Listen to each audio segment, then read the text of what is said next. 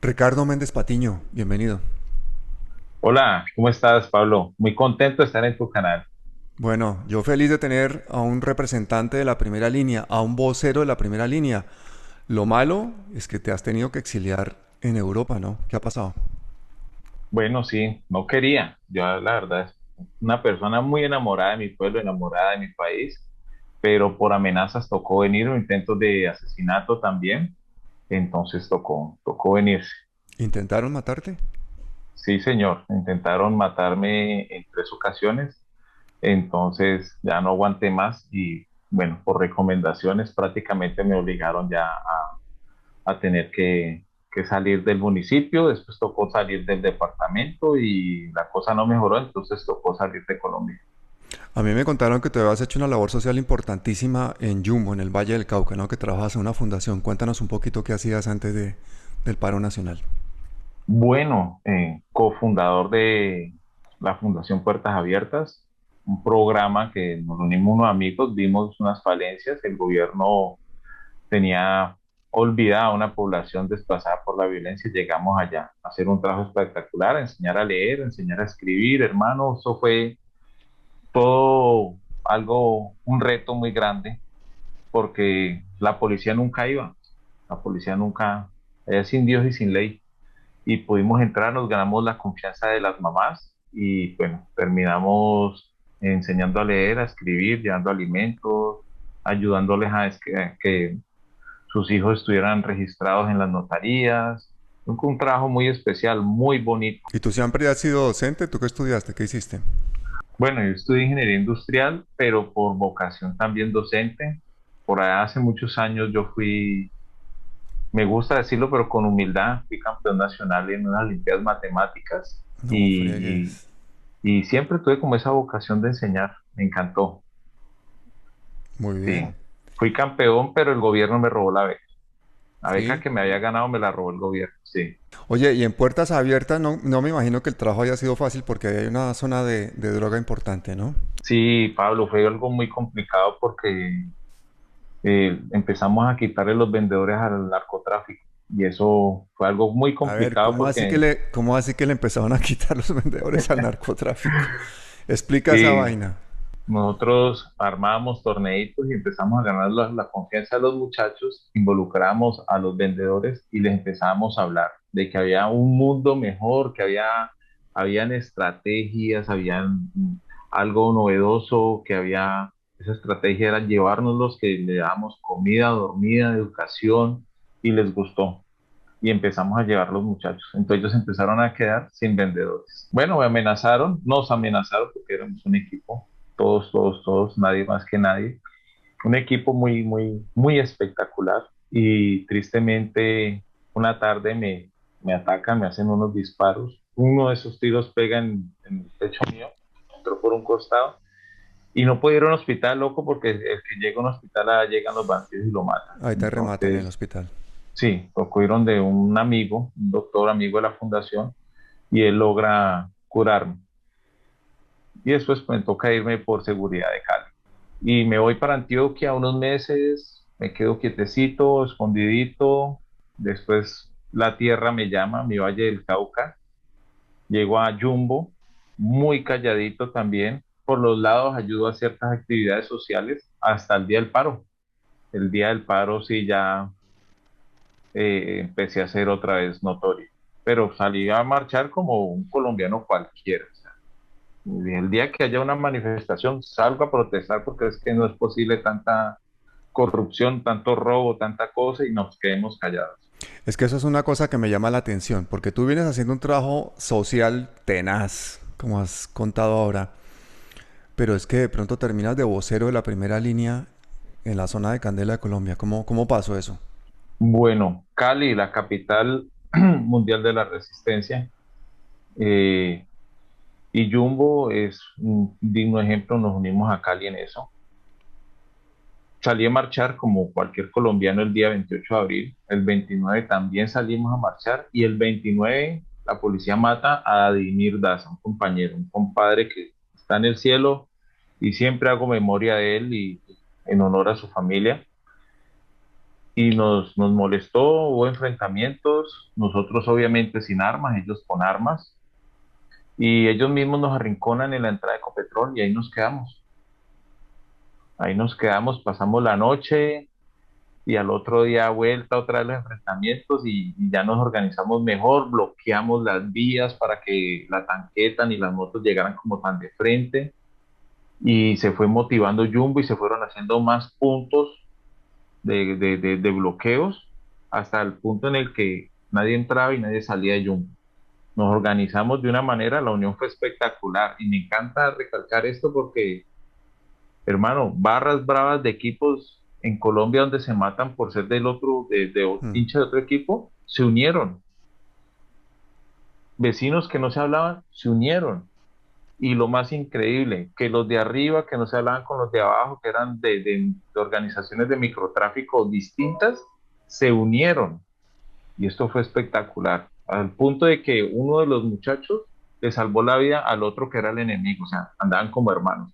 Esto generó esta hambre que teníamos nosotros, esta necesidad generó que nos olvidáramos de todo y nos uniéramos. Esto es un ejemplo impresionante para el mundo de que la unión hace la fuerza. Nos unimos y resistimos, hermano. Duro, duro, duro, duro, duro. Me quito el Efectivamente. sombrero y me siento orgulloso y honrado de poder representar a las personas que participaron del estallido social. A ninguno le quito mérito, todos hacen mérito. Las mamás con sus ollas, en la olla comunitaria, con desayuno, con café, las personas que aportaban alimentos, personas que no tenían, no sabemos de dónde salían, pero nos daban los alimentos. Y bueno, ser líder implica estar en la jugada, que nos falten los alimentos, que nos falten los insumos médicos. Nos toca ir a la plaza de mercado a dar un discurso de paz, a que nos apoyaran y la gente voluntariamente nos regalaban los bultos de comida, hermano. Eso fue algo espectacular, la unión, la hermandad que se empezó a gestionar en Cali, en Jumbo, en varios municipios, porque surgió la idea que alguien tratara de unificar los puntos y pues me tocó a mí. Entonces esto generó tener que estar hablando con varios, entre esos unas personas que amo, que quiero mucho, que es la minga indígena. Y Sí, Ricardo, claro, a ti te dicen el profe, entonces ahora entiendo por qué, porque tú venías con el trabajo hecho en puertas abiertas en la fundación, toda esa capacidad logística, organizativa y docente, ¿la pusiste al servicio entonces de la primera línea? exactamente, así es. Empezaron a decirme, Por eso te usted que llaman habla el tan profe. bonito, sí.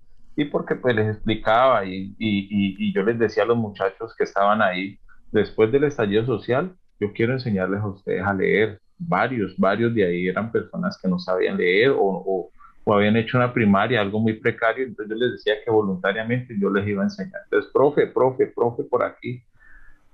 Y eso generó y llamó la atención porque desde un principio quedamos en que no íbamos a vandalizar ni a robarnos nada de la entrada de Ecopetrol. Nada es nada. Y eso fue algo muy bonito, muy llamativo, porque se empezó a generar una fuerza de honradez de que no éramos vándalos, de Perdona, demostrar que no ustedes éramos estaban en vándalos. la entrada de Ecopetrol con millones de contenedores, de lo que sea, de combustible, y ahí nadie se robó nada. No nos robamos nada, hermano. Nosotros estábamos de la malla hacia afuera, no entramos. Esa era la primicia que teníamos, porque solamente no era yo un líder, éramos varios. Pero hubo Todos alguien vamos que a intentó transmitir. robar, hubo gente que intentó robar o no. Bueno, yo tengo que decirte algo que es muy importante. 1.750 millones de pesos diarios estaban siendo frenados en esa entrada. De esos 1.750 millones de pesos en combustible, datos dados por la alcaldía de Jumbo, no me los estoy inventando, eso generó escasez de combustible en el suroccidente colombiano, pero también generó, escúchame muy bien aquí, Pablo, lo interesante y lo bonito del amaño de lo que es el gobierno. Se generó escasez de droga en Europa y Estados Unidos. Claro. Claro, porque mira, aquí hemos tenido en este programa al senador Gustavo Bolívar, que por ejemplo nos contaba como para hacer un kilo de cocaína se necesitan no sé cuántas decenas de miles de litros de gasolina, que hay pueblos en Colombia donde hay 10 carros y hay 4 gasolineras, ¿no? Que el transporte de combustible con miles y miles de carrotanques por todo el país, buena parte de eso está destinado al narcotráfico y Te que todo regalo eso un es de una dato. industria legal que paga impuestos y que todo eso es con el visto bueno del gobierno, de las Por autoridades y con el supuesto. ejército cuidando, ¿no? El Cuéntanos esa cuarenta y vaina tres cómo por es. ciento, el 43% del combustible que sale hacia el suroccidente colombiano es destinado para la fabricación de las sustancias alucinógenas. El 43%. Ese emprendimiento de la gente de bien, que nosotros llamamos gente de bien, está siendo frenado por un grupo de colombianos en la puerta de Ecopetrol. Una noche, una noche, no había combates esa noche. Los muchachos me dicen que como 1 kilómetro, que era donde estaba, menos de 1 kilómetro, teníamos un bloqueo, que había una camioneta que había llegado y que estaba preguntando por el líder. Entonces armamos ahí incipientemente un esquema como de rodearlo, y yo les decía, muchachos, si me tiran, ataquen. Yo les hablo de paz, pero si me tiran, ataquen, porque nos tenemos que defender. Una camioneta, entonces me acerqué con prudencia a cierta distancia y les dije que qué necesitan. Entonces me dijeron que me acercara, les dije que no. Entonces me muestran un maletín con mucho dinero. Entonces cuando veo el maletín, me tiro hacia atrás y me dice, venga, cójalo para ustedes y sus muchachos, déjenme 2 horas, sacamos los carrotanques. Entonces les dije que no, pero me decía, pues que es plata, venga, cuéntala. Yo les decía que no, porque yo estoy protestando contra un gobierno corrupto, yo no me voy a corromper. Eso es un principio que tenemos. Muy bien. Y los muchachos, yo les dije, ¿alguno de ustedes se va a vender? Y los muchachos, hermanos, yo los felicito, dijeron que no, que no, que nada, que ellos para afuera, que se fueran, y se fueron, hermano. Al otro día en la mañana empiezan a llamarme, amenazándome. ¿Aló, con el profe? Sí, sí, ¿qué pasó? Ricardo, ahí empezaron las Sí, ahí amenazas. Cuando empezaron tú las amenazas. rechazas el dinero, quién te estaba ofreciendo ese dinero? ¿El narcotráfico? ¿Quién era el que te ofrecía ese dinero? El narcotráfico, es que igual estamos en un gobierno narcoparamilitar, entonces narco paramilitar es el gobierno, entonces eso es una mezcla de todo, porque cuando yo hablo de los paramilitares hacen parte también del esquema del gobierno, de eso yo lo tengo muy claro, eso no me tiembla la voz para decirlo, soy pruebas muy contundentes de la parapolítica, narcopolítica, no son inventos, son cosas que ya están más que sustentadas. Entonces, Pablo, eso empezaron a llamarme que siguiera de sapo, que me iban a matar, que siguiera de picaba loco, que me iban a matar. Yo ya lo último ya no quería contestar. Hasta un día, yo tengo un emprendimiento en Google, el guía Google. Y me decían, guía Google, fue tan fácil encontrarte. Y yo, uff, ya sabemos dónde está toda tu familia. Ya te vamos a poner a chupar gladiolo. Que en Colombia significa que me van a matar. Después vinieron más ataques del SMAT. Impresionantes, hermano, impresionantes. Hay una persona que está en Francia, Jenner, eh, él hace un en vivo, estamos en pleno combate, hacemos un en vivo con la minga indígena y les mostramos lo salvaje que fue esa noche, fue un salvaje.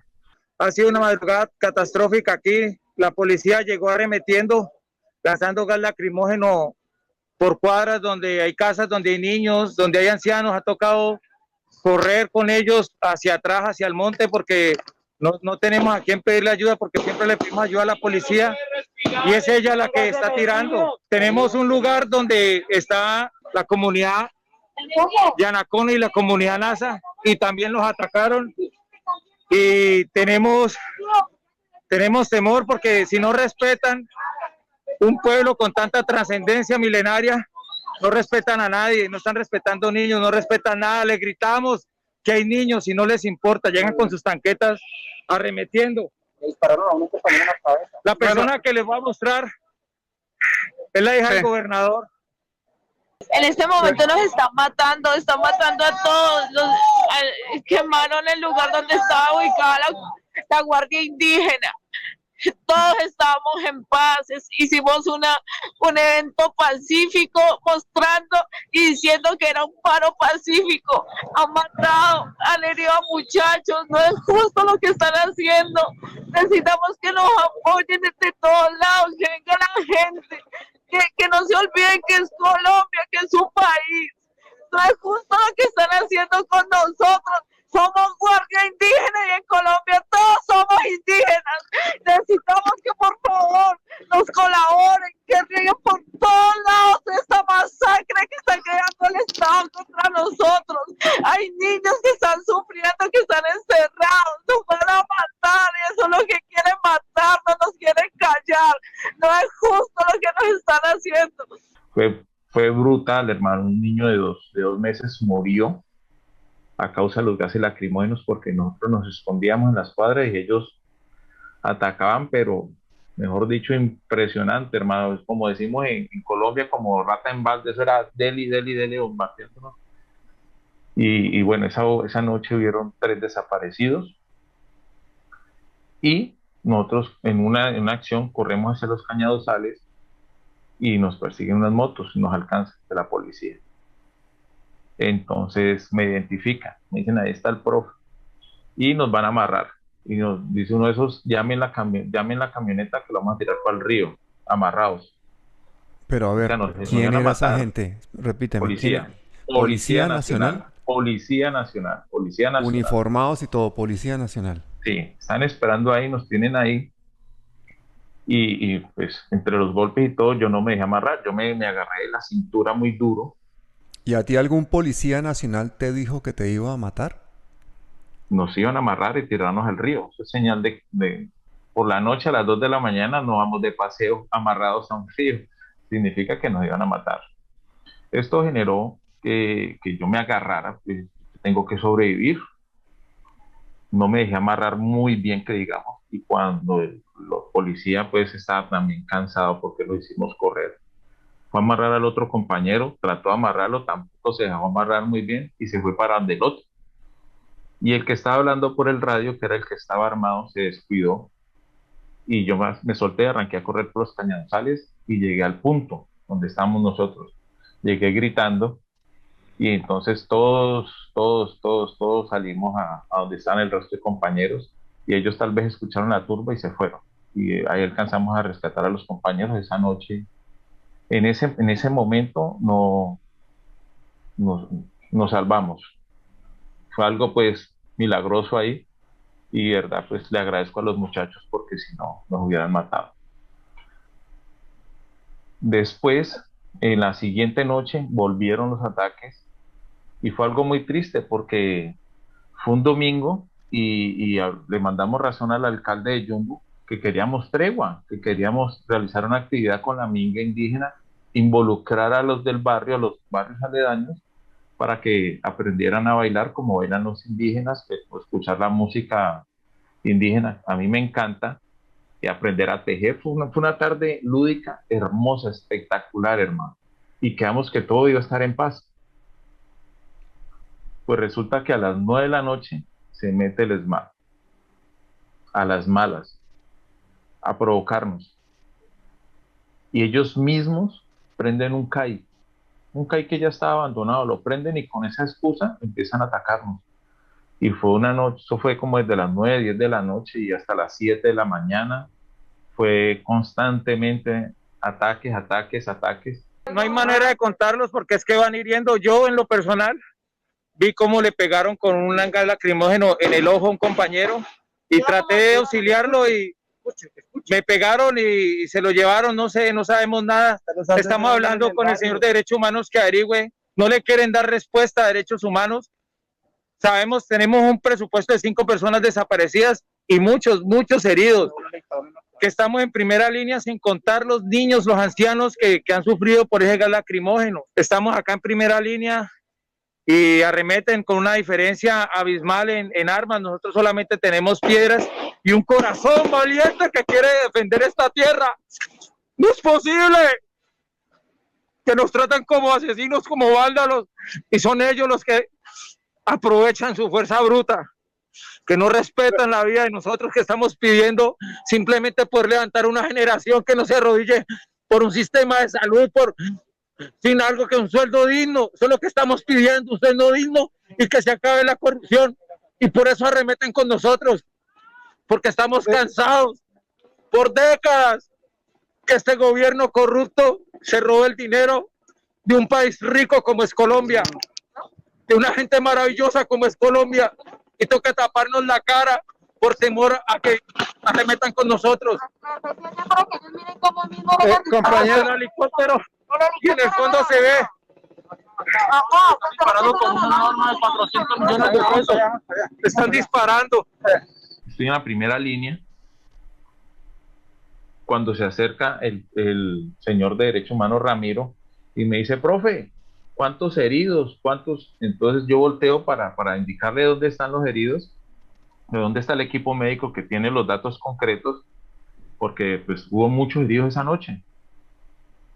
Y al girar yo la cabeza y al volver otra vez en la posición, veo un policía, ¡pum!, y me dispara el cuerpo.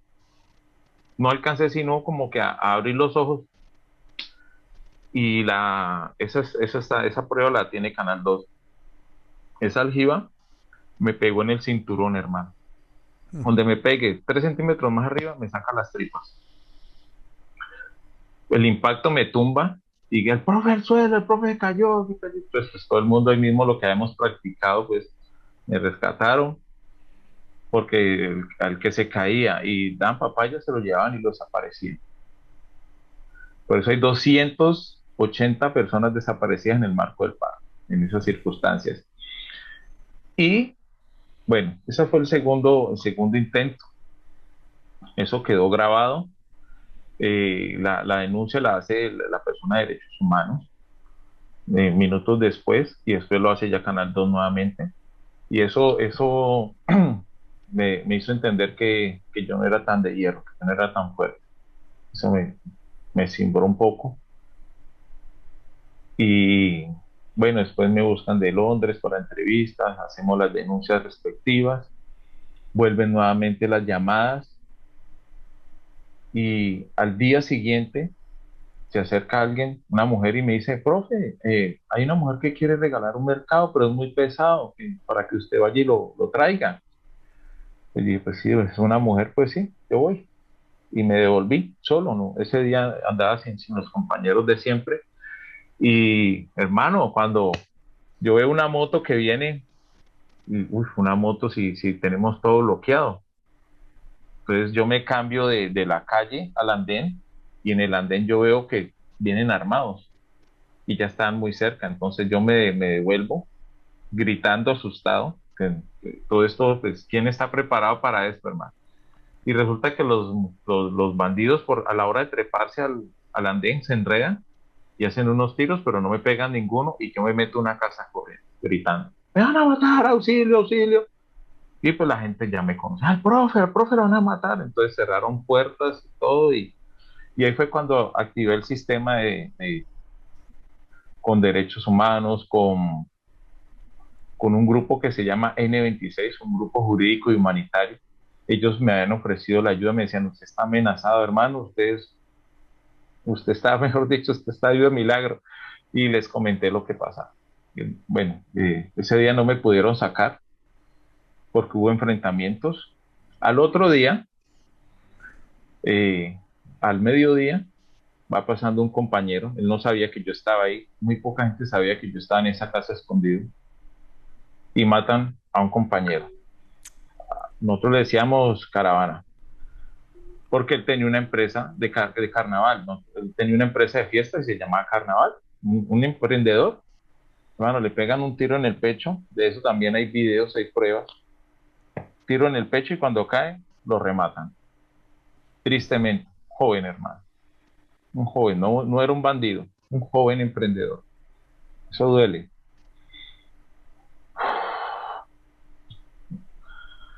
Discúlpame, pero yo quiero a mi gente. Tómate tu tiempo. Y estos perros lo dejan ahí. Los muchachos corren, lo salvan, Yo siento una impotencia increíble. Horas después se realiza la extracción mía, todo el mundo despidiéndome, fue algo muy bonito, fue algo espectacular, pero al mismo tiempo doloroso. Yo me acuerdo antes de subirme al carro, yo volteé a mirar para atrás y yo los veía y yo decía, Dios mío, ¿cuándo los volveré a ver? Esta es mi gente, esta es mi familia, estos son los que yo quiero. Y nos fuimos para Cali, estuvimos una noche ahí, después me dicen que ese lugar no era seguro, me cambian de hotel y yo llamo a un amigo, le digo, ¿cómo están las cosas? ¿Cómo va todo? Mis hermanos acaban de sacar las cosas de su casa y la policía se llevó todo, creemos que son policías porque vienen en motos y nadie más puede andar por aquí sino ellos y sacaron todas sus cosas de su casa y todo, todo, todo, todo. Yo me quedé sin nada, hermano, aunque no, eso es lo de menos, pero pues sí, mentalmente eso afecta. Y resulta que por esa llamada me rastrean y las personas de 1N tienen su inteligencia y me dicen a los minutos, vea, ya saben que usted está por acá, hermano, toca cambiarlo de hotel. Nos Las llevan en personas, unas horas no te entendí, ¿las personas de qué?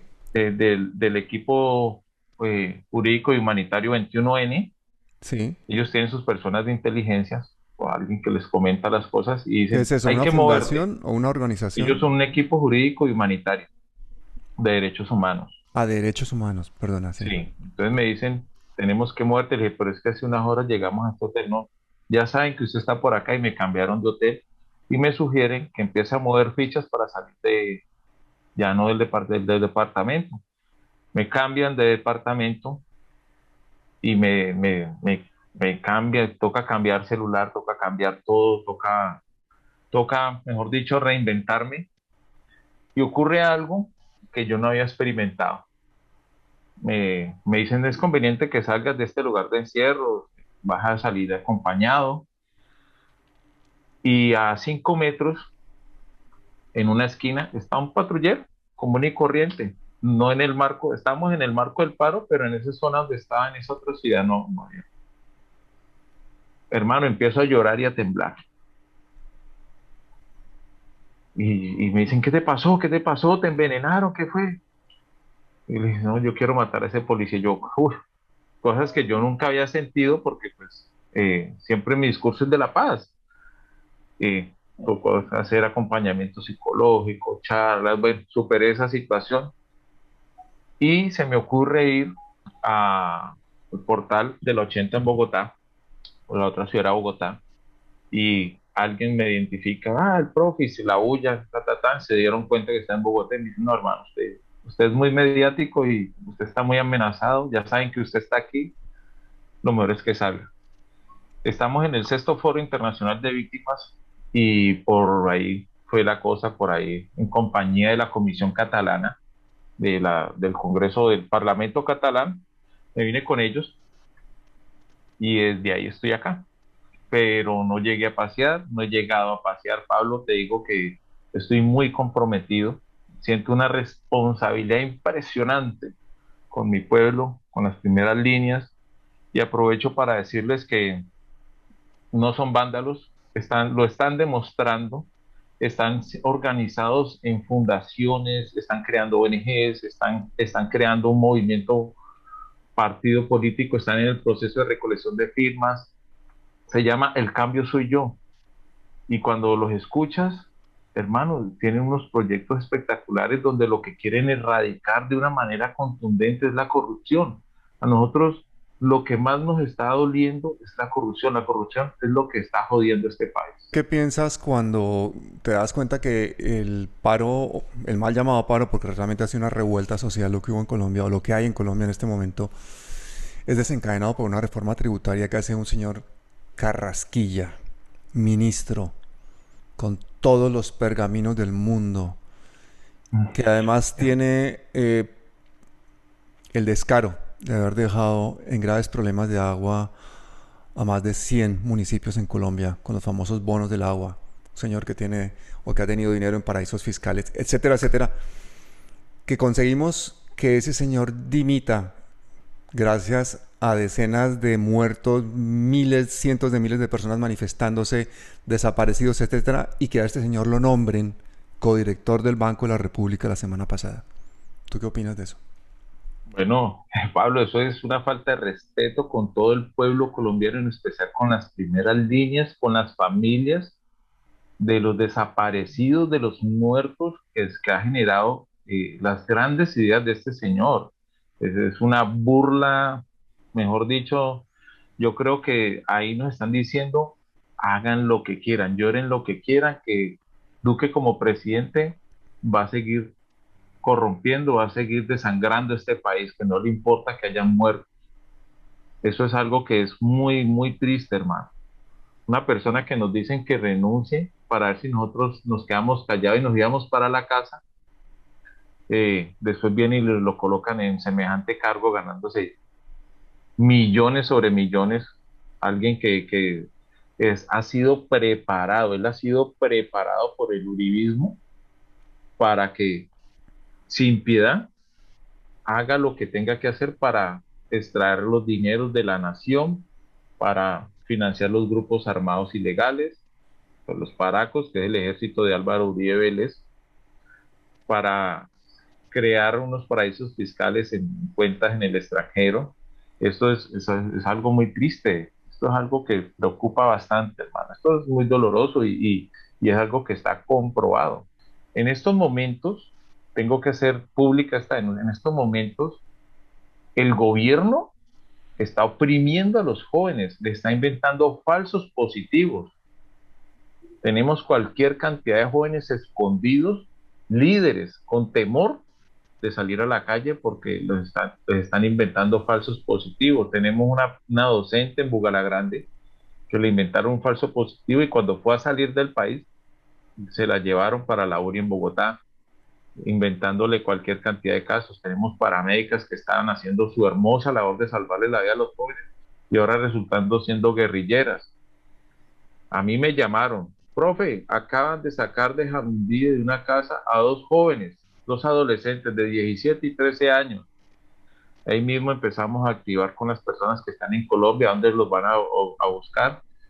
Y 2 días después aparecen con dos fusiles de más de 50 millones de pesos, diciendo que son guerrilleros, un culicagado de 13 años, uno de 17, después meten ahí a dos muchachos más, y ya no es en Jamundí, sino en Potrerito, y ya, guerrilleros, porque ellos dijeron, un peladito de 17 años, de 13 años, ¿de dónde van a sacar para tener fusiles ahí? Más de 100 millones de pesos ahí en esos dos fusiles.